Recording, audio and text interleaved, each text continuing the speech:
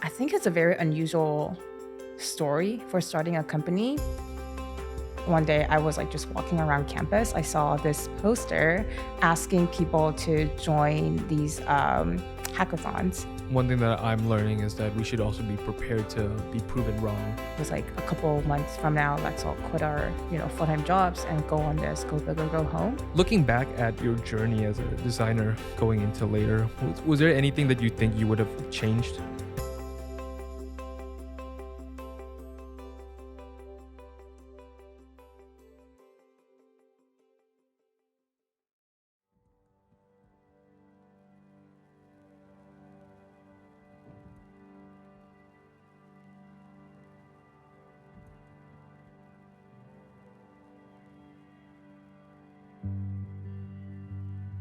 I grew up in Taiwan, Taipei, very big city, but I think the community I grew up in it felt really close and multicultural. Like I remember going to school, I'll pass like, a Muslim church, a Chinese Buddhist temple, and a Christian church, a Catholic church. So it was definitely, very diverse. And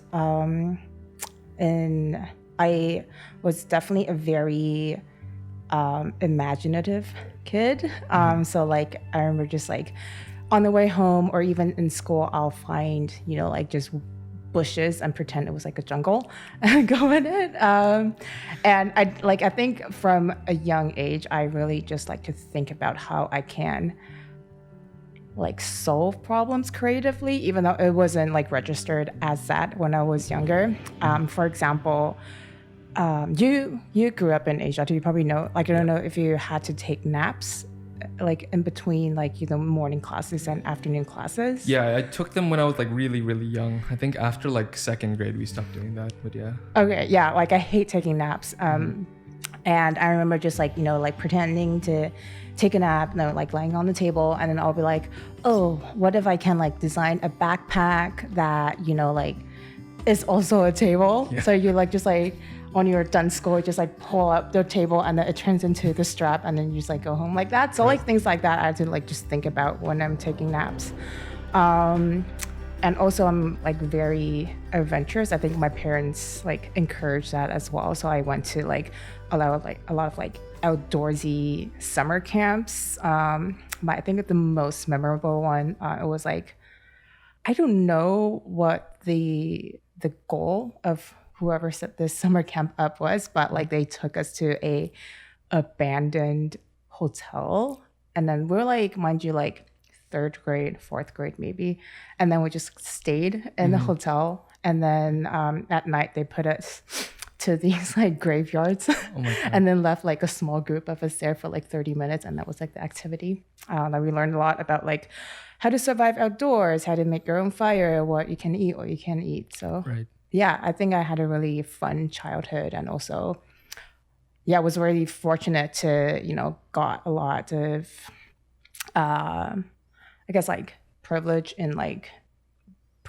being provided really good education. Yeah. And then just having that kind of all those different kind of experiences as well. Yeah. I also know that at some point in your childhood, you also eventually moved into Vancouver, right? I moved to Vancouver actually closer to late teenagers. So I think it was 16. So I did my last year of high school here.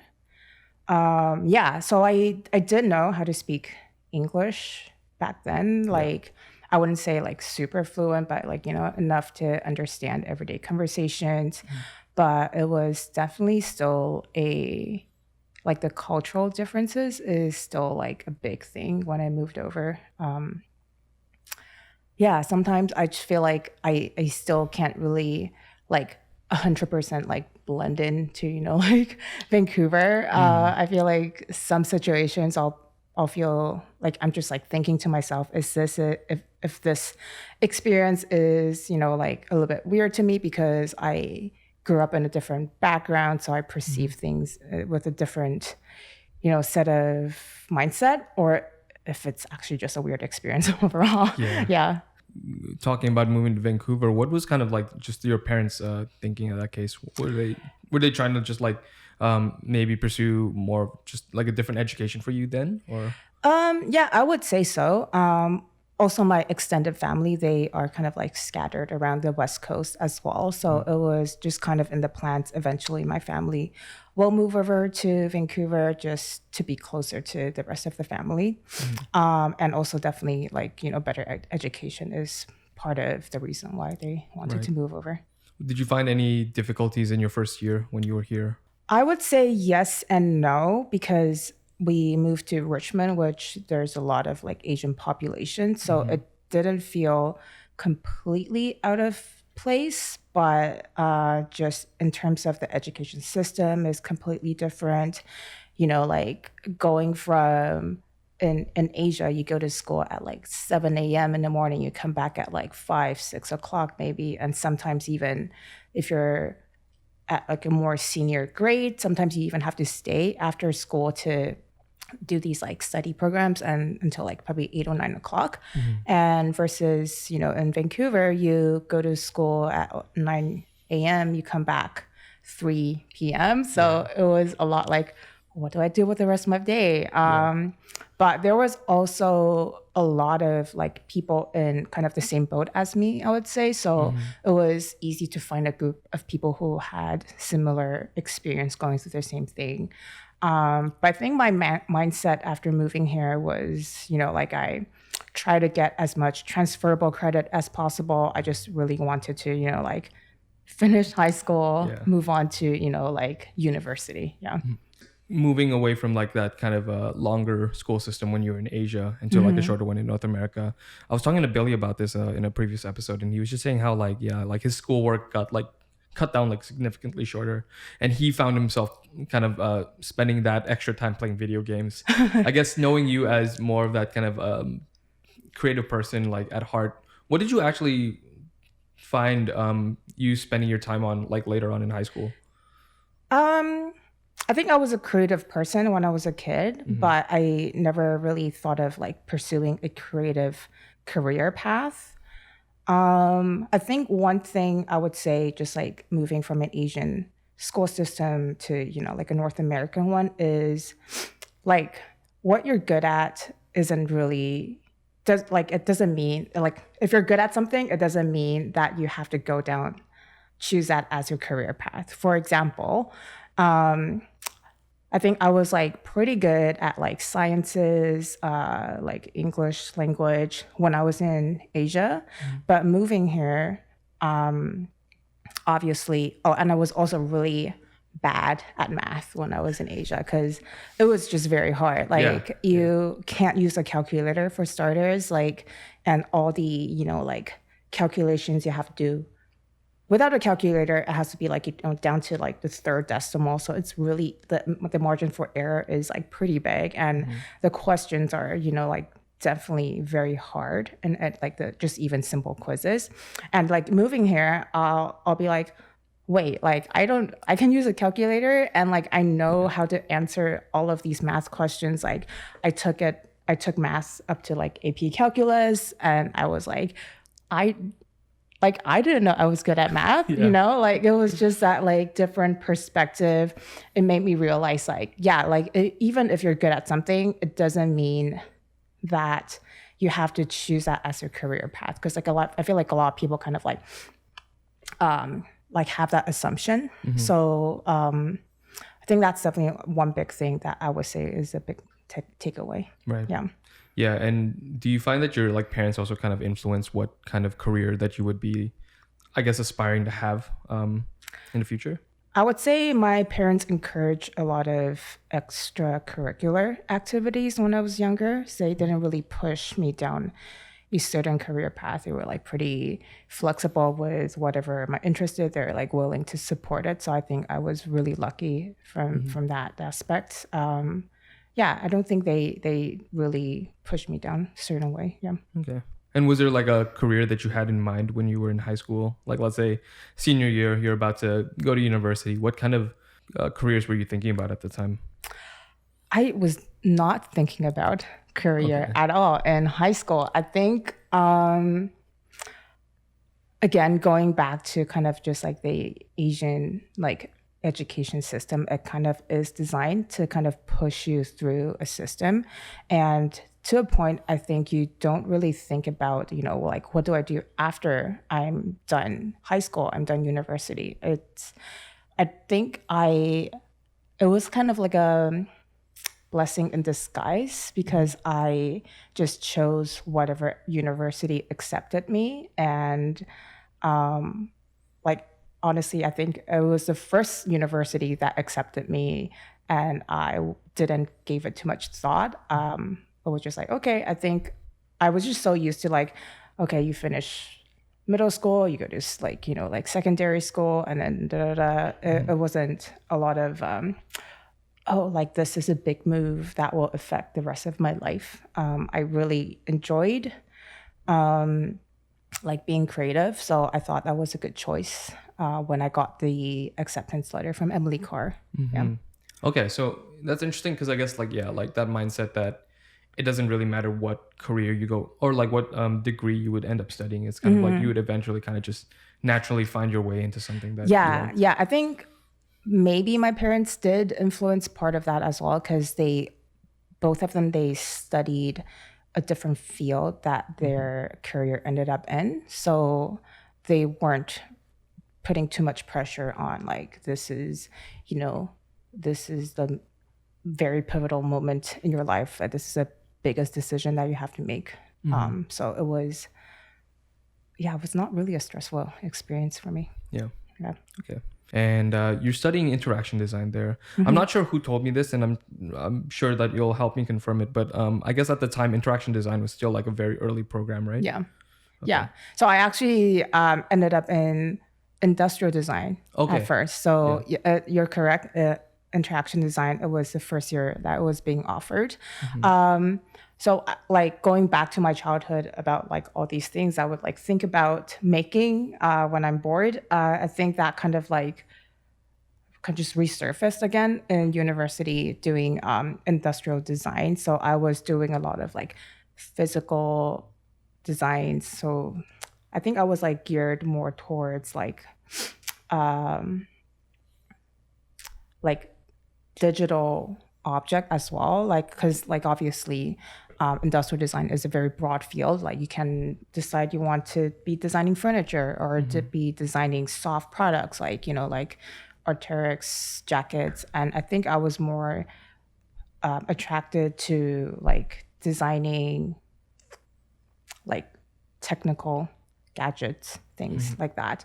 And I think that led me down the interaction path, because I think technology, it just like, it's changing so fast. That's what's so exciting about it. It's like, you learn about something today, it can be applied to the real world like next month. And then like, you have to keep picking up what's new in order to keep up to date.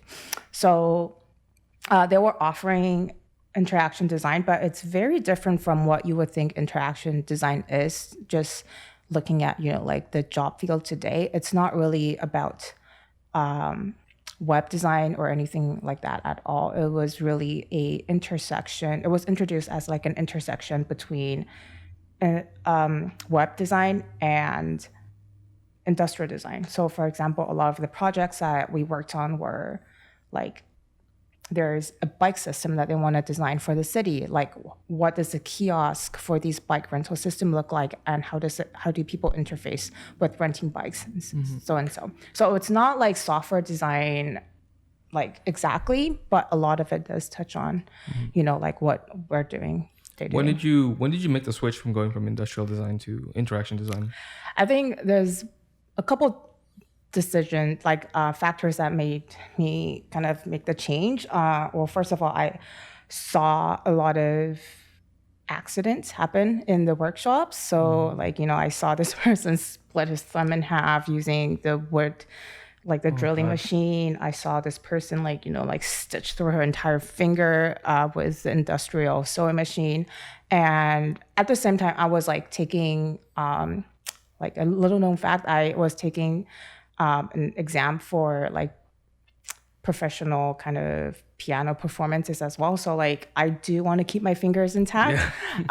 So I think that's kind of like the seed of why I kind of like look towards something less dangerous for, you know, my fingers. And also just the process of industrial design is not as fast as interaction design. So if you think about like just what we do day to day, it's we design something, we can test it really fast. If we roll it out, it doesn't work, we can roll it back and then like, you know, try something really fast, and like it's a really effective process and very iterative. Versus industrial design, it's like completely opposite, right? You design an object for, you know, months, and then you send it, you make, you know, like a zillion prototypes. Each prototype takes, you know, like weeks to make as well. This is also pre 3D printing, by the way. And, you know, there's the production process is also very complicated. Yeah, so I was just kind of, you know, being attracted to like the more like agile aspect of interaction design. Yeah, I feel a similar way kind of with engineering as well. It was kind of like it would take so long for you to actually get to the point where you can have whatever you create in the hands of your users. And at that point as well, I was kind of just thinking, yeah, like I wanted to do something a little bit faster paced. Would you say that like, was this kind of like early on in your degree that you made that transition to interaction design? I would say it was like in the last year of my 4-year degree. Oh, really? Okay. But like the first 2 years at Emily Carr, it was just kind of a general design study. So you don't really pick a path until you're in the 3rd year. So yeah. Did you find making the transition from going from industrial design to interaction design in your last year, was it kind of like a steep learning curve for you? Not really. Like I said, it's a general design bachelor's degree. There's a lot of overlap in the mandatory courses you have to take. It's just, like probably it was also because it's the first year it's being offered. So they were sort of figuring things out themselves as well, like in terms of, you know, how they want to design the curriculum. So I think the transition was pretty smooth for me. Okay. Did you do any like co-op or any like projects on the side while you were in school? No, I feel like that's something that I kind of regret not doing. Also, I think Emily Carr didn't really push it that hard back then. And there wasn't a lot of interaction design opportunities in Vancouver in general at the time. Yeah. I think right now as well, they don't really have a co-op program, I believe. Yeah. I don't think so. Yeah. Yeah. Okay. So how did you, I guess, did you have any kind of extracurricular projects that you did related to interaction design while you were still at Emily Carr? Yeah, so it was a long story. So I got really interested in software design after I kind of switched to interaction. And this one day I was like just walking around campus. I saw this poster asking people to join these hackathons. So I've been to one before. So I was like, oh, it's kind of fun because like you get to, you know, exercise, you know, just software design, interaction design thinking, and you get to work with people outside of field. So you're gonna get their perspective on what they like think is important in building a product. So I think one thing about hackathon is they attract a lot of developers and business people, but not so much designers. Back then, I don't know if it's still the case. So they were trying to recruit designers from Emily Carr to kind of participate in this event. So they were kind of incentivizing people to go by, you know, like providing, you know, if you go, you have a chance to win an iPad. And I was like, I want an iPad. I had an iPad, but I want the new iPad. Right. So, you know, I put myself in there, and I think that I was trying to think what happened in that hackathon. I didn't end up winning the iPad. Sadly, I had a very high chance of winning it. I believe it was like 1 out of 3 or 1 out of 2 chances, because only 2 or 3 people applied from Emily Carr, but I completely missed the draw. So apparently only one person showed up for the draw, and that person just automatically got the iPad. Okay. But I think the team that I met at the hackathon, we actually like thought it was a good idea that we came up with. So we, worked on it for a while, and like obviously eventually it just kind of like dissipated, but it was a very fun experience for me. I think that kind of like just planted the seed in my mind. Okay, it's like this is like exactly what I want to do after I graduate. Yeah. That's so interesting because I feel like, yeah, like kind of knowing that and kind of understanding how I came to know interaction design, it's a very similar process. Like I did a hackathon in university and I was like, okay, I want to do this for like the rest of my career. And then also kind of just carrying on that project for a couple of months after and kind of just seeing it through. Would you say that was kind of like your first real taste of like entrepreneurship and kind of like feeling like you wanted to work in like the tech space? Yeah, I wouldn't call it entrepreneurship because I like didn't know what the business people were talking about at all. They were like, just put these numbers in the slide. I'll make the slides for you. And I think it was just very exciting to get to decide and have a say in what you want to build and actually see that happen. Yeah. Right. Just having like a band of people come together and like actually like come up with something that people can actually use.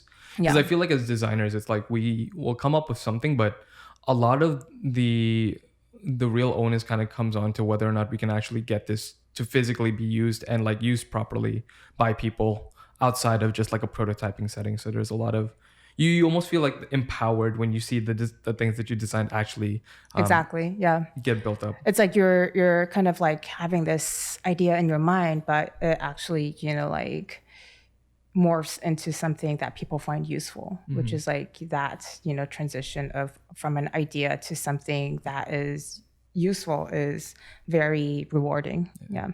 Can I ask what that project was specifically? What was it? It was like something about like sports betting. Sports betting. Okay. Yeah, I think it wasn't a subject that I was super familiar with or passionate about either, but I think as a first kind of like quick software building experience, it was pretty fun. You learn a lot. Yeah. Okay. And so like we're moving into like the last year of your university experience. You're about to graduate. Do you remember kind of like the time leading up to maybe starting to even think about job searching and stuff like that? Well, like I said, I was studying also piano performance at the time. So I actually took a year to focus on that afterwards because it's a lot of preparation and, studying to do for that certificate as well. But I think, that hackathon definitely, like made me just like hyper focus on like the startup, like software field. I think I talked to people who like had friends in the field, and then I think I got my first few jobs through that. I think I knew pretty earlier on. I was like actually a contract designer at an agency for 1 month, and then I quickly realized that's not what I wanted to do at all. Like, was this right after university or? I think it was a little bit after, but it was a lot of like you create a lot of like marketing material, and it wasn't like software building. It was just like it was an agency, and so we didn't really get a lot of like creative direction as well. It was like we need these email marketing materials, banners, and it has to be following these particular guidelines, and I wasn't my cup of tea at all. Yeah, so I think that just kind of like even more solidified like, okay, I want to build software. Yeah. Did you find that it was easy to get a job right after uni for you in that case? Because you were talking about how like kind of you built up this kind of longing to work at a startup and kind of like even just connections in the first place. Yeah. I think my career path or like every pivotal moment in my career were very serendipitous, like looking back.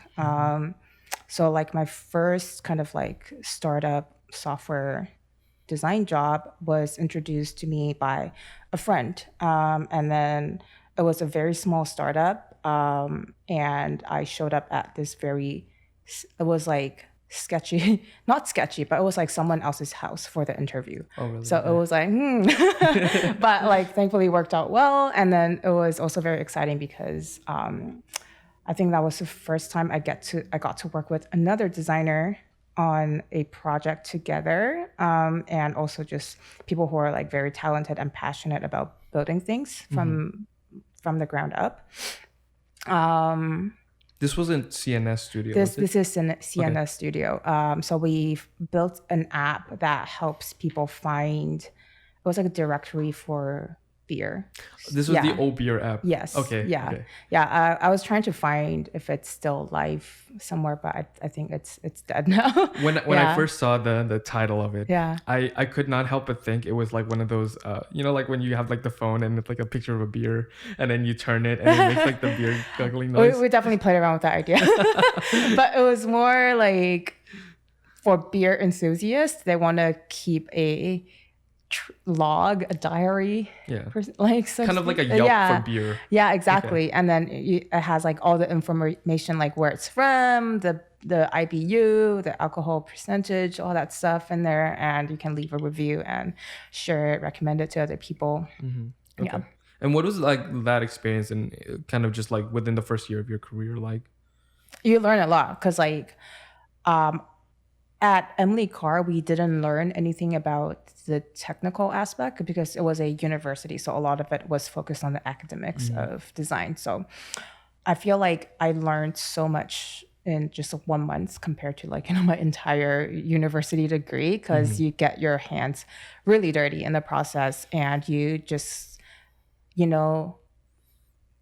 decide what you want to learn and decide if you want to, actually spend your time learning it, and then like you can just apply it directly to the work you're working on. So I learned a lot of just coding from that first job. I think it also just kind of like it was another like, like aha moment for me. It's like, oh, like it's like such a good bridge between just the concept and what is actually being implemented in the final product, because I think a lot of it gets lost if you don't have a big team to manage that. And it also reduces a lot of like communication and things that gets lost in communication and documentation. So I think for me, like earlier on in my career, I made it like just kind of a decision that like, like I'm gonna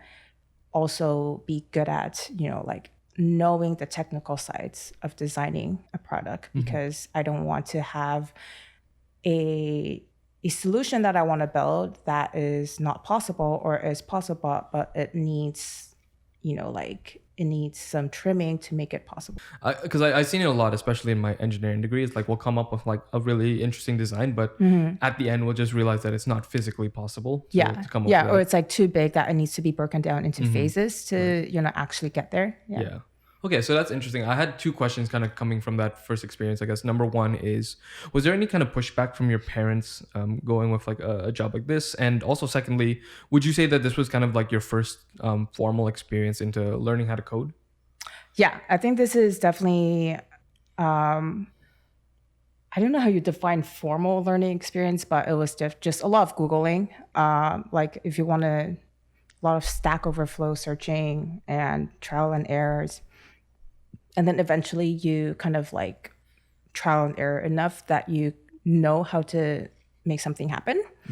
And in terms of pushback from my parents, I wouldn't say so. Like I said, they were like pretty supportive of whatever I want to do. So, and also I feel like it was really hard to explain to them what technology was. So like they're kind of, I feel like this whole time they're just like, they kind of know, but they don't know really what I'm doing. Yeah. Like I think at some point I also had to explain like, what I'm doing is like, it's not graphic design. Yeah. It is similar, but it's not like, Yeah. I think as long as like, I'm, like I can feed myself, like I'm not like struggling. I don't think that they are as concerned. Okay. Yeah.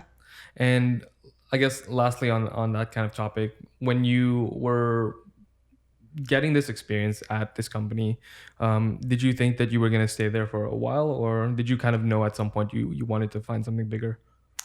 I think it was, again, my first experience building a product. So at that point, I feel like all my knowledge of building a product is like kind of from school. So like, you get handed an assignment, you do a bunch of hard work, you're really proud of your work, you hand it off, and that's it, right? So I think I was like kind of still in that mindset. It was like, okay, the MVP is done, I shipped it. Like I was like, now what, right? There wasn't a lot of like, for example, the team that you're on right now, Pirate, it's a lot of optimization after a feature gets shipped out and how to improve it. So like that wasn't like something that I was aware of yet. So at the point, it was like I built the MVP and I shipped it. And again, it was a very small startup team. I think they honestly probably didn't know what to do to optimize either. So yeah, so I didn't really learn too much from that aspect in that job. And then I think I was still like very eager to, like experience more of that, just like building things from the ground up experience. So I was like always just looking around to see like what's in Vancouver, what are people building. I think I was also very lucky. I think at the time it was, I would say, the prime time for Vancouver startup scene. It was a lot of small companies going on, a lot of incubators.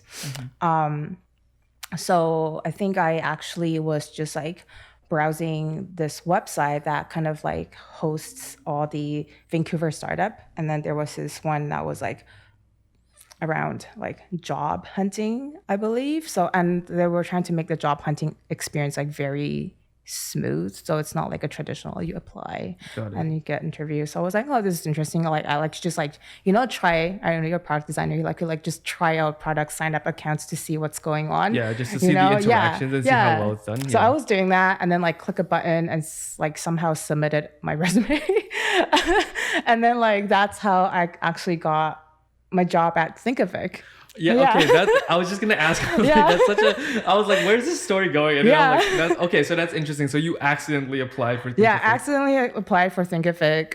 I was actually thinking about just starting my own agency with my friends at the time. So, and then I just like got an email like probably the next day, like asking me to come in for an interview.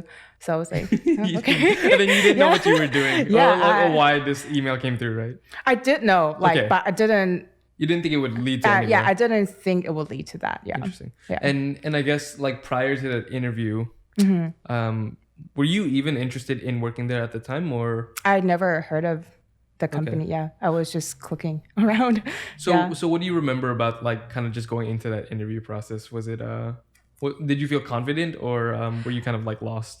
I think I was pretty confident. I think at the time I was also looking at maybe like moving down to San Francisco, because a lot of big companies are over there. So I think I actually did a couple like bigger interviews with I think I did an interview with Asana and Airbnb. So I think I kind of know what I was doing. So I just kind of went in and showed them my portfolio, and they hired me the next day. So why Thinkific out of all of these other companies that you applied to? Well, I think mainly because I didn't get through the process for these other companies. But I think it was also, they were in a incubator space, which I find really like kind of like energizing, because you get a lot of people just kind of building their own thing. And I think I didn't really think too much about it. I was just like, that sounds like fun. I was also their first design hire at the time. So there was, it was just Matt and his brother and another videographer who was like editing the videos. Right. Yeah. And I just want to point out that like for anyone listening, I guess Matt is one of the core co-founders of Later. So that would be eventually where you met him before starting Later. Yeah. So what do you remember about your first year working there as a product designer? Because I know you stayed there for about a year. Yeah. So like at the time, I think it was, Thinkific wasn't like what it is right now. It was I think it started as like, Matt's brother, he was like teaching some lawyer courses online. So he built that product for himself, really. And they were trying out this more like, I don't know how you would call it, but it wasn't like you sign up for their service and you can build your course yourself. Like everything is more manual. Like they will contact people to see if they want to build a course online, and they will customize a solution for them. Right. So it's almost like a course agency kind of thing. yeah, something like that. But then when I joined, I think they were trying to pivot into something that's more scalable, because obviously if you want to do that model, you kind of have to have a bigger sales team and just like a lot of people contacting people, cold emails to see if they want to build a course. So they were trying to see if they can pivot to something in a way like more like a SaaS model. Right. So I kind of helped them build that, like first, like create a course landing page and sign up, customize your course, and kind of define the learning experience when you go into Thinkific, like what are the different types of learning that a person will want to Right. have. Like, is it quizzes, is it multiple choices, answers, videos, something like that. So I think I stayed there for 1 year kind of building that platform. And at the time as well, how closely were you working with Matt? I think he was the developer for a little bit before they hired another person, also called Matt, as the developer, I think, who is the Thinkific's CTO today. I see. Yeah, it was a very small company. I think it was like I said, like the brothers, the other Matt, the video person, and me. So 5 people maybe at the time. Yeah. And so you were there for like a year, and I guess sometime in 2014 you actually end up leaving and going to Momentous for another like about 8 months, let's say. And kind of like what, I guess at the time, what led you to leave Thinkific so early? So like I was freelancing on the side as well for like before I even joined Thinkific. So I like was freelancing for this company for a while, just kind of like when I have project, they'll contact me. And then I think after I kind of like helped Thinkific build their kind of like first platform, and they approved that, like it's a model that they could work on. I think I was just like, like going back to that first experience of like, I want to have more of that experience of like building things from the ground up. So at the time, like the Momentous software company, they contacted me. They were thinking of building a bigger team in Vancouver, and they were looking for someone to lead the design team, and they enjoyed working with me enough to ask me to join as their design lead. So what they were doing is they like get contacted by people who have ideas for startup, that they have a product that they want to build, and then they will have an internal team to build these things for them. Oh, interesting. Yeah. Okay. Because I just wanted to touch back on the point that you made about them feeling comfortable about having you as a design lead. And I guess like this is still fairly early on in your design career as well. Did you feel like just kind of going through a couple of these experiences early on, do you think that you just naturally had that like leadership tendency? I think I wasn't really like set on being like leader in my job, but I feel like it comes with the territory if you do want to have your vision being carried through. So yeah, I think it's definitely something that I think back then, even though I was design lead, I don't think I was a very good leader looking back, because there's like still so much that I learned after being a design lead there. Yeah, but then you definitely learn to set up systems, because I feel like that's something that's like the biggest lesson that people can learn if they want to kind of like be in a more like leadership position in design, is they have to know how to communicate their ideas and then know how to pave a path for their idea to happen and have documentation for these things. Yeah, so like I went through a bunch of projects at this agency. Some were good, some were not good, because obviously it's an agency. You don't really get to have a lot of say in like some of the ideas they decide to build. But you also learn to communicate a lot with the client. So like just to kind of like see if the solution that you're providing is meeting their expectations, if there's anything that won't change. Also, I think like all these jobs, I also did a lot of coding as well. Even at Thinkific, I kind of like helped to do all the CSS. It was pretty funny because when we were building the system, like they were just like, oh, just use Bootstrap. And I feel like at the time, because I was like so young in my career, I didn't feel like I had a lot to lose at that stage. So I was just like, no, I'm not going to use Bootstrap. I'm You're just going gonna do it all by yourself. Yeah, I want to build my own thing. And then they were like, no, use Bootstrap. But like, I didn't listen. I was just like, I'm going to code my own thing. So I definitely learned a lot from that process, and then like carried that through in the agency environment as well. Like sometimes some of the projects were like more like landing pages. Like for example, I remember working on this one for Uber. They were, I don't remember what the project was, but then they have already the landing page for this new service that they want to do designed, and then they just want us to help them build the page. So like I like coded it for them, and then I remember like, like I don't know who was it on their side, but then like they were like, this is the best code that I've ever seen. So it was like a very rewarding experience for me. Yeah.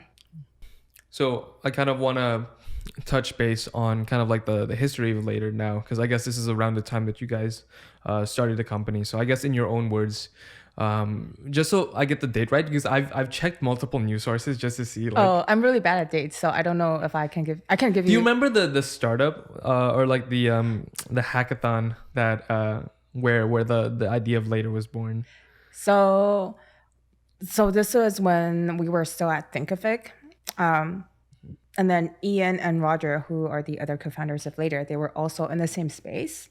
I didn't really know them that well. Like I just like know them in passing. I know they work in the space. Like maybe I'll say hi when I pass by them, but like I didn't really have a lot of experience working with them back then. But I think Ian really wanted to go to that hackathon. I think Ian is also like the type of person that really enjoys hackathon, but like in a I think he joins not for building a new business, just like he just wants to try out new technologies for shits and giggles sometimes, maybe even.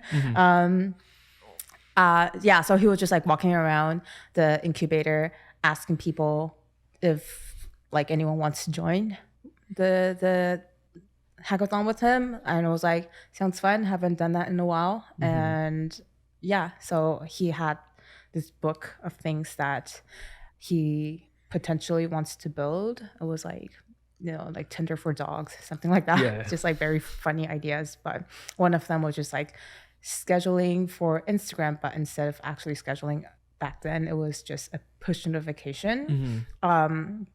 And I think Matt had a friend who was like working as a social media manager for Brandy Melville at the time. I think they were like talking about just the trouble of having to wake up at random times just because you have to post something on the brand account. So this was a more serious hackathon. So like we're like, you know what, let's go with something with an actual business case. Right. So that's why we picked this idea.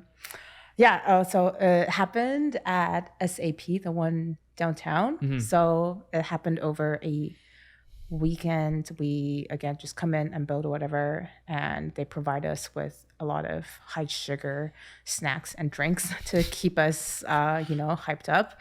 And then I remember we got a couple signups, even just within the hackathon weekend. So it was like, ooh, maybe we have something here. There's a little bit of ground. Yeah. So I think it's a very unusual story for starting a company, because it's not like we went in with the idea of like, let's build a company together. Let's, make sure we like put 100% of our efforts in here. It was started out as a side project for us. So afterwards we won the hackathon, but it's also another funny story because we were supposed to go down. They were supposed to give us a trip to San Francisco to go through the next round of hackathon, and then that's a whole like theme of that particular hackathon is like they kind of like do it in small regions, and then eventually you get to the final stage. And the founder of that hackathon event like did something controversial or said something controversial on Facebook at the time. So like he got canceled and the hackathon event just got canceled. So we never went down to San Francisco. So technically we didn't win anything. Like I remember the second place got like $50 Best Buy gift card, and we didn't even have that. Oh my God. But like, yeah, I feel like a lot of people after hackathons, they are excited. They like the idea that they're building. So, it's a tendency for people to kind of keep it going for a while. So that's what happened for us. We like just kind of like meet every Thursday morning to discuss what we want to build, and we just kind of build it when we have time. And sorry, just to backtrack a little bit. So the product at the time was around push notifications. So was it like you would get a push notification on your phone and then you would just click schedule and it would just automatically schedule? Click open and then it just pushes you to just exactly how push exactly notification. How we have push notification right now. Yeah. Got it. Okay. And sorry, you were saying that you would meet like every Tuesday to kind of like work on it. Yeah, we meet every Thursday morning at Trees on Granville Street near Waterfront. That's how it went for a little bit. And like out of the blue, I don't know how this VC found us. They like wanted to give us, like $1 million for an angel round or even C round. So it was like, okay, if we accept this money, we kind of have to take this more seriously. We accepted the money, but we never end up using it. We just kind of like kept it in our bank account. But I think at the time we like kind of set a date. It was like a couple months from now, let's all quit our, full-time jobs and go on this, go big or go home. Right. And then at the time you were at Momentous, and then you decided to quit. And then I guess Ian and Roger and Matt were all also kind of like in their respective companies. And Okay.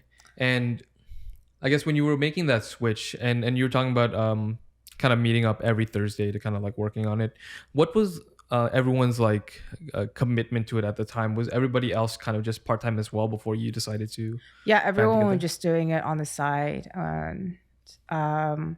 Like all the server fees, I think it's Ian, was like just like out of his pocket. I think we all started at the same day, full time. Right, and this was March 2015. First, yeah. March 1st. Yeah. Okay.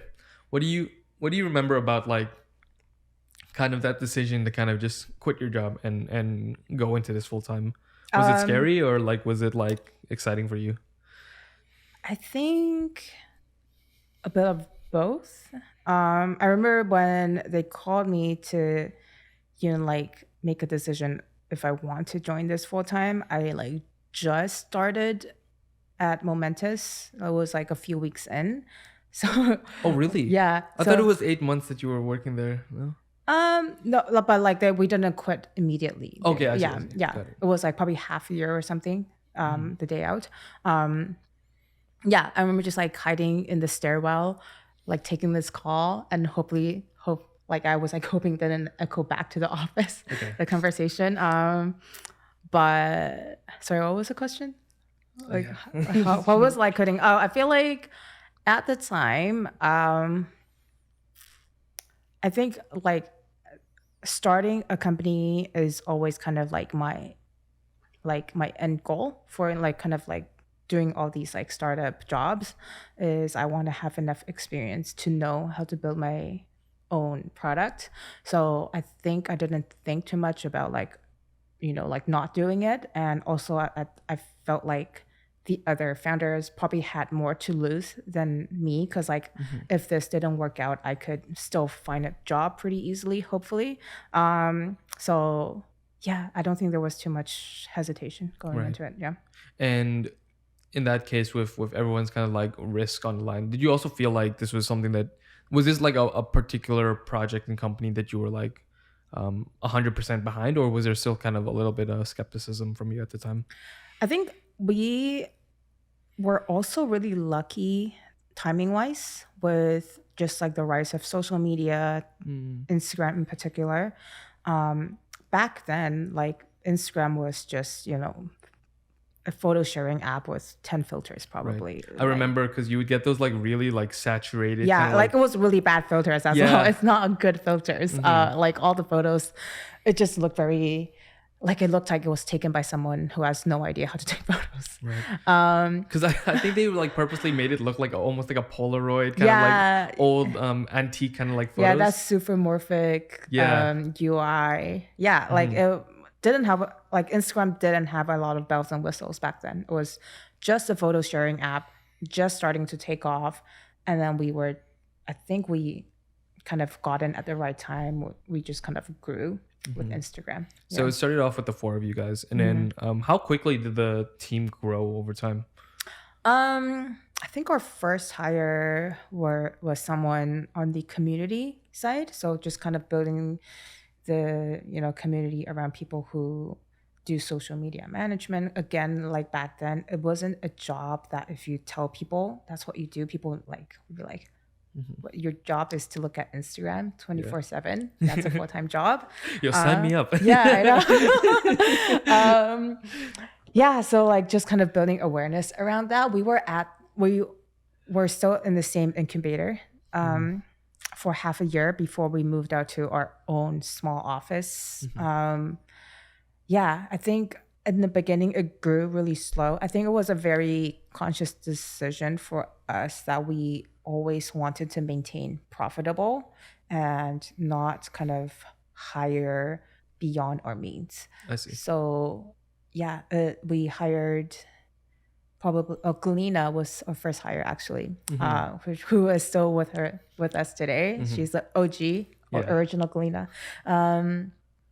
She was, so at the same incubator, there's also another like boot camp going on. I think it was a boot camp, like all those like developer boot camps. So she was one of the graduates there, and I think Ian was mentoring at the boot camp. That's how like we got the connection to kind of hire people out of the boot camp. I think she was one of the first hire, and Les also came in pretty soon afterwards. We knew we were gonna hire him before he actually started working because he moved to Vancouver to be with his wife, and so there were still some like visa issues that they had to sort out. And like we were like, okay, we have to hire this person. So we waited until he got his like visa sorted out, and then he started working with us. Yeah, and just as a side note, like I guess where did Les kind of come into the picture? Who knew Les first? I don't think we knew him personally before this. It was like through an introduction. Oh, I see. People in the space, yeah. So he was kind of like somebody that was kind of sought after, so to speak. Yeah. Okay. And so hearing this kind of story about like the first hires being more on the development side of things, it would kind of seem to me that you were kind of like carrying the whole design side of things by yourself for at least like the first couple of years, right? Yeah. So how was that experience like, kind of just carrying all of that responsibility for you? Yeah, I think I would say I'm like, that's exactly what I was doing before Latergram at the time. So I think I knew what I had to do to kind of set up a solid foundation for, like all the CSS that we are using today. And I think it was just me for a long time, actually. Probably like 2 years in, we hired our second designer, which is Costa. Yeah. So like even the first design hire, like I was looking for someone who had like technical background as well. And then as a designer, I feel like maybe I'm speaking for myself more on this, but it's kind of like because we're so attached to kind of like the things that we make, because it's kind of more tangible in that sense, just because it's visually there. Did you feel any kind of worry about kind of dividing the responsibilities at the time, or kind of like having to trust somebody else's decision when it comes to building out like further design systems? Yeah, for sure. It's a learning experience for sure. Cause like, especially if it's like your own startup, you kind of have like some attachment to it and then how you want it to work. So like just learning how to communicate what you are expecting from, another designer, and then making sure that,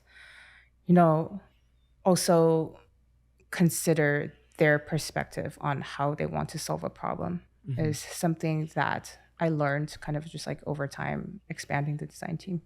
So when you're kind of coming up into like a company that's kind of like gaining a lot of this traction, and I feel like there's a lot of designers who also kind of find themselves in this position where they're like the sole designer of a company. Was there anything particular that you did while the company was growing to kind of make sure that the design system was like scalable and like sustainable long term? Like were there like courses, books, or anything kind of that you referenced? I think like atomic design was like pretty popular at the time. So I mean, atomic design really is just how you like organize, document your design systems, and in a way that is modular, that like anyone can kind of jump in and know what's happening with your design system. So that's definitely something we kept in mind when like building our design language later. Okay. And then Billy would eventually come into the picture. Was he was the first UX hire, but Yeah. I'm also assuming he was also the third person within that kind of like design team, Yeah. so to speak, right? Yeah. So how was that responsibility like when you had to kind of split between just holistic design as a whole, and then suddenly had to go into product design and UX? Right. I think initially it wasn't as collaborative as it is today. There definitely was like a handoff, like a more like blunt handoff at the time. And also like the UX team, I think like that comes up a lot when we're hiring people and we have to explain like what design, product design, and UX teams are in our company. It was kind of like a result of like that kind of early decision on how teams are set up. So UX in our company, they really are focused on, like making sure the research is translated into the experience, and also mapping out that entire experience in a flow.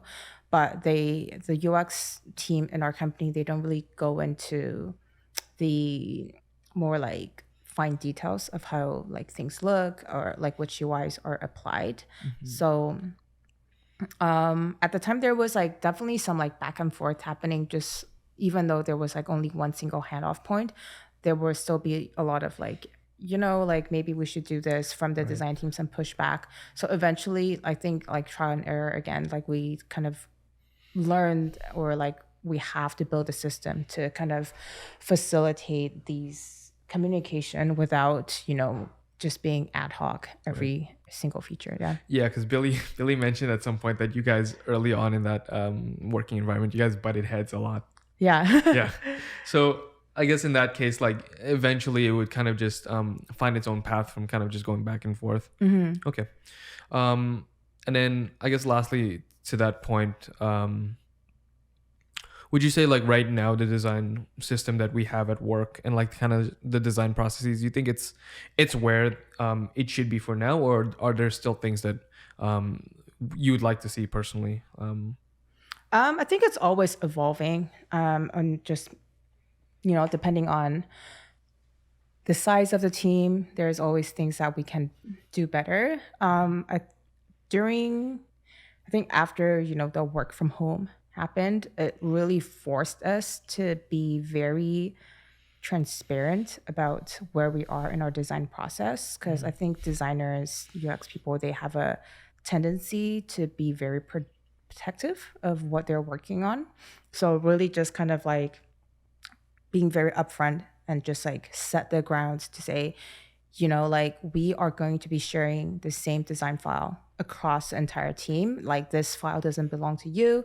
Like your idea, we will respect your idea, but again, like like people can come in and put their, you know, comments on here, and then we will develop a process to, you know, like evaluate these comments. But just I think one big thing that we did a lot this past 2 years is forcing people even to share their progress, and just being like there's ownership to these design files, but there's less of like a protective layer of like, you can't touch this is my design. So I think that worked really well, because it just makes people, you know, start thinking about how other people will approach your design and be more receptive to, you know, opinions, because not obviously there's no correct design ever. Like just being more mindful that like there's other solutions out there. Right. And that you're always going to get kind of like, not pushback, but you're always going to have the considerations of other people involved. And sometimes like you're not going to be the sole person making all of the decisions. Yeah. Okay. Yeah. Like not even from designers, like from project managers, from, you know, developers, like maybe they have a suggestion of like, maybe, you know, like we can implement it faster if we do it this way. And, you know, maybe your design it follows, you know, the best UX practices, but it's not really what will help us reach the goal for the project. So, you know, I think that's something that I've seen a lot, is like designers especially are kind of like stuck on like, okay, this is the best design practice, therefore this is the correct way to do things. But like obviously, you know, like there's a reason why, you know, we hear a lot of make it pop, because sometimes we do have to make it pop. Yeah. And I think as well, what I'm kind of learning now, kind of being in a more UX led position where a lot of more of those interactions do come in play. It's like those best practices are, even though they're rooted in like foundational like psychology and like research and stuff like that, sometimes it also doesn't work with what we currently have like built out in our app. So it's like if our app is has all of these different moving parts, for example, like you can't just implement something super simple that disregards the work that other teams have gone in and created, at least not immediately, just because you still have to work with those kind of considerations. For sure. So I kind of wanted to move more towards kind of the stuff happening right now, because I've joined later back in 2020, and back then I joined the product design team, and so we were working together within the same kind of team. And I guess at the time, because the product design team was fairly still kind of medium sized, not as big as it is now, but you were still more on the you were also still contributing to kind of like the design on the individual teams. I guess now with the design team kind of expanded a little bit more, what would you say are like your day-to-day responsibilities as a founding designer? Yeah, I think I definitely don't get the chance to be contributing like to the actual project anymore. Think I find myself more in like, again, like just building the process and making sure communications are happening within the team, like within external teams as well. Like, have you talked to this person? Have you talked to that person? I feel like that's like 30% of my job. And then just kind of like also moving our entire process to a more like remote kind of environment as well. So setting up, templates for how we should approach projects and how we should document projects. And then the way that people hand off their work to the development team. I think that in a way, I still kind of view it as design, but instead of the output being, like a feature, it's you're designing how people approach, and you're designing people's design process. Yeah. Okay. And with that in mind as well, do you feel like you miss some of that being able to kind of contribute to like an individual feature, or are you kind of like thinking more like strategically and like big picture these days? Um, I think maybe sometimes I do miss like just being in the code and being in the design files and, nudging things around. But yeah, I think it's just like a natural progression of, how people's career develops. Yeah. Okay. And I guess you kind of still have the ability to do that because we host like these hack weeks every 6 months essentially, which is kind of like a nod to the company's origins of starting at a hackathon and then doing these kind of week-long hackathons. So with that in mind, when you're doing these hack week projects and you're kind of contributing as a designer, do you find that you naturally trend towards more company facing projects rather than like an individual one that some people do? For example, like because we have the opportunity to either work within a team to kind of build something bigger, or kind of just work individually to kind of just hone like our independent skills. Yeah, I definitely do enjoy working with people on projects. So like I think most of the stuff that I participate in Hack Week are team projects, but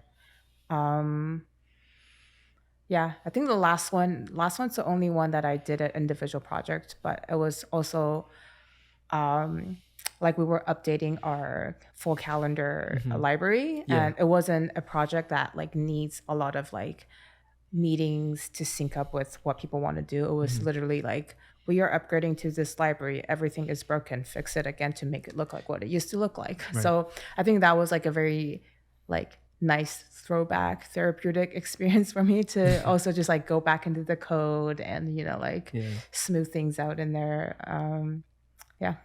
So one of the responsibilities that product designers at our company do that's kind of different from other companies is that we actually get into the code. And I've talked to Feb a little bit about this, since he's also on the product design team, but he doesn't necessarily get involved in the implementation. How important is it as a product designer to actually get into the code and actually work with developers in that way?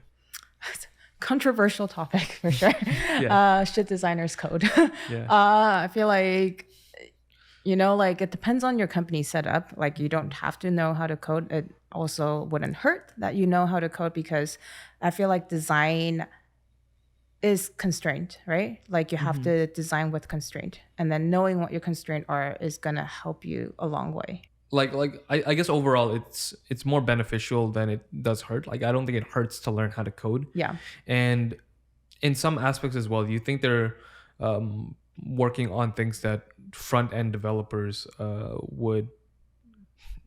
shouldn't really do, in a sense? Like traditionally, like if most other companies, the CSS domain is like the front end developer's job, but I think it's a very weird gray area, because people kind of look down on, if I may say so, like look down on CSS if you're a developer, but somehow it's also the hardest thing that they can never figure out. But I think it does go hand in hand a lot with design, because if you think about design systems, what you're trying to do is to make sure you don't have unnecessary elements duplicated for the same purpose. Right. So same goes with CSS. So I think having the ability to skip that phase of communicating, okay, this is the exact same thing that I designed over here in code with like just by the same person is, it just makes a lot of sense to me. It's kind of like a loss in translation, going from design to development in that case. Yeah. Okay. On a similar note now, given our design team, where do you think the Later's design team is right now in terms of our growth? Going from obviously like a startup in the beginning to kind of like this kind of medium-sized company now, and kind of just like into the future. Where do you think the design team is on that journey? I think they're probably like teenager, maybe. Okay. So like you probably know this, like last year or last 2 years, we build up a lot of mountain teams. So like mountain teams in later, they are in charge of each area of the app. So they're focused on scheduling or focused on analytics. So we have like a dedicated designer for each of these teams. So they have like really like expert domain like on these particular code base, these design system within these features. So I think that's where we are right now. So where I want to bring like the design team to the next phase is like just kind of setting up more like pod system within these like mountain teams, because obviously there are features that correlate to each other. They are not like completely separate. So just having a manager for like two of the mountain teams is some kind of like Right. how I'm planning to move the design. Okay, so it's kind of like instead of having all of these different teams in isolation, you kind of want to start creating a bridge between them, and kind of like the logical step of what that looks like is having a main designer kind of like overseeing the processes there. Exactly, and also on the documentation side of things, more technical side of things, our design system code base is getting very complex. It kind of needs someone to kind of manage it full time. So we have like kind of Kostub, who's, you know, like first like design technical hire to like, he probably knows code inside out. So he's kind of like managing that aspect as well. I see. Kind of just elaborating that a little bit more as well. Is this kind of also a way for us to kind of build up leadership within the design team? Because I think back in the first episode, I was talking to Tim about kind of just like what we're doing on the UX side of things and trying to like build hiring processes around elevating the current designers right now into more management positions if they wanted to. Do you think like this kind of pod system where you have like an overseeing designer kind of lends itself to that system as well? Yeah, for sure. I think depends on the designer, right? I think designing and management skills are not directly transferable. They're not like, synonymous to the same exactly thing. like just because you are an amazing designer doesn't mean you are a amazing manager. So that might not be the natural path for some people. Obviously we have, you know, other routes designed for people who like just want to, you know, like keep honing down on their craft and designing. That's fine too, but some people do, you know, tend to lean towards like thinking about how can I kind of scale kind of this design system that we build to other people, so we can make sure there's, you know, like knowledge transfer happening within the team.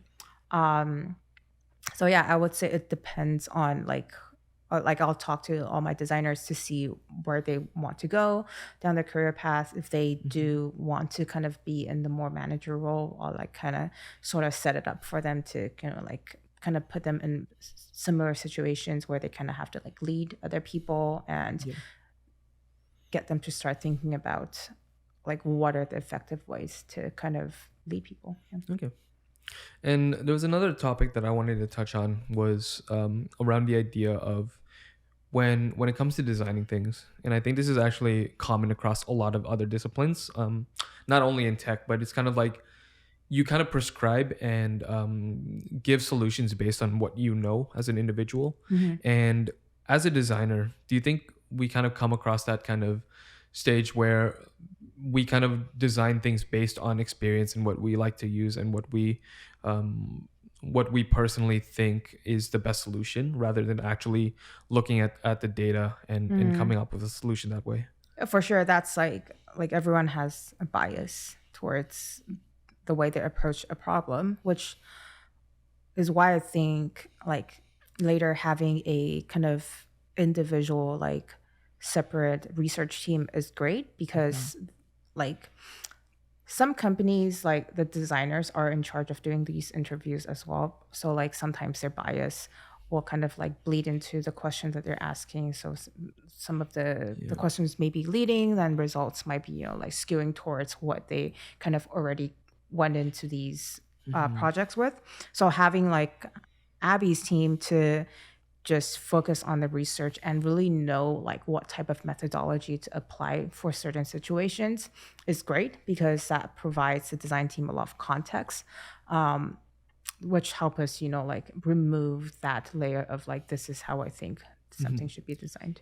And then I'm also thinking that once we go into this more kind of overseeing designer and kind of being a lot more collaborative between different, not only within your own team, but like within like product design, research, writing, UX design, it almost solves itself in that case, because you're not the only person prescribing a solution in that scenario. Yeah, I think that's where like, even though like the having UX and design separate initially wasn't like, something that was super intentional, but like having that system set up now is great, because like designing a product from end to end is a long process. So having just like two people, two brains looking at the same problem, and then they're both in charge of different parts of the project is great, because then you get to have, more than one perspective. Yeah. And I think this also is kind of like it's a good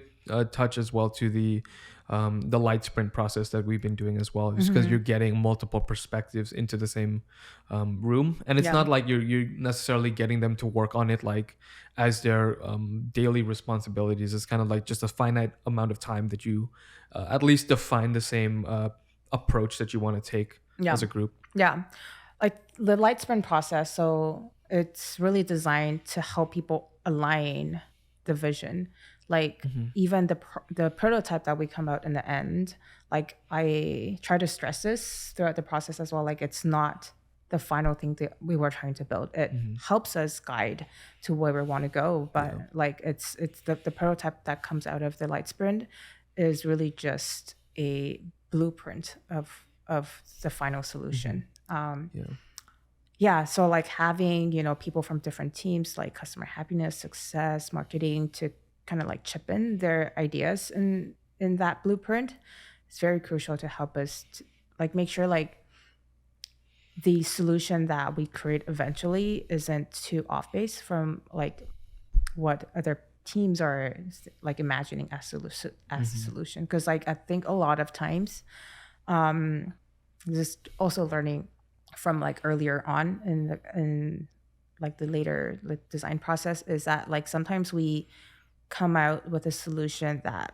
even though like the UX design team sees eye to eye, it's still not what the marketing team or customer happiness team has in mind as a solution, because they are the one kind of like interfacing with our customers day to day. They probably have a different take on like how we can solve a problem. Right. And I guess also it's like one thing that I'm learning is that we should also be prepared to be proven wrong at some point as well, because sometimes we'll go into I guess designing for a certain feature and we might not get like the results that we want to see, and it's like ultimately it's a big learning experience. And I think at a growing company as well, it's a lot easier to, I guess, adapt from those kind of situations. It's like we're not necessarily stuck with a certain prescribed solution until it gets 100% like implemented into the code. Yeah. I think just also having, going back to like software design is something that you can change really fast and you can experiment really fast. So just keeping that in mind as well. It's not like you push out these code, it's one and done, right? It's always something that you should be revisiting. Yeah. Last question of season 1 that I kind of wanted to wrap up with, especially considering that we've had the chance to kind of just talk with like a lot of different people from our design team. And I think it's truly inspiring how every person has like a unique story growing up, and also a unique kind of experience eventually leading into joining later. And I can't help but feel very fortunate to have this kind of working environment, as well as just like the processes in place to actually help us grow as a team.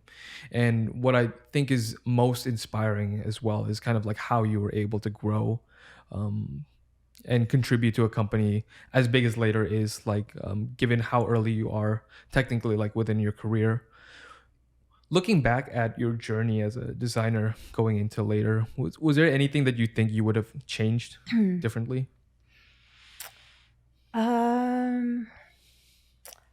I would say, just the communication part between teams is something I think is so crucial in helping, just the making sure the dynamics of the team is healthy and making sure expectations are aligned.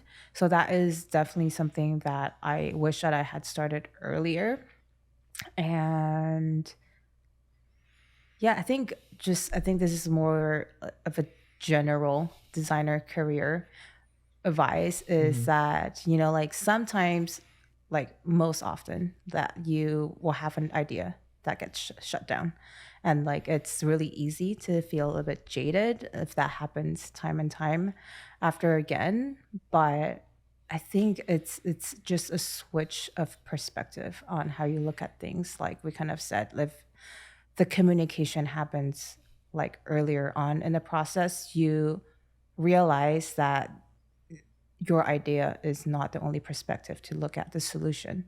So kind of recognizing that other solution exists, and then how do you make sure your solution and their solution, like have like what's that intersection in the Venn diagram, and then how do you make sure, like coming out of that process, you as a designer is designing within these constraints. Yeah. And what advice would you kind of give to anybody who's looking to start a company from like a design point of view?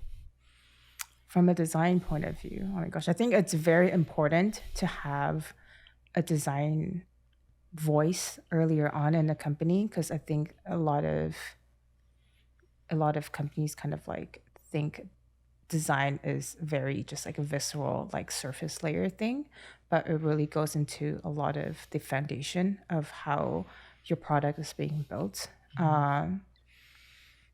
So yeah, I think as a designer, like if you're the only designer in a startup, sometimes you might feel like you're the person that's just being asked to build slide decks, make things pretty, but I